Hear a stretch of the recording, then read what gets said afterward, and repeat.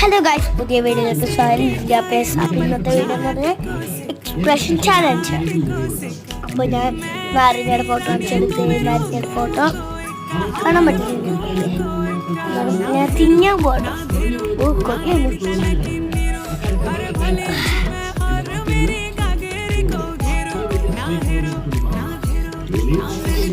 Hello,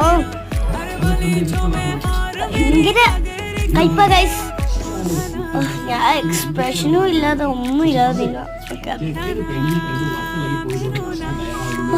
പോയി guys. നേരം ഞാനൊന്ന് വീഡിയോ ഓഫ് ആക്കി.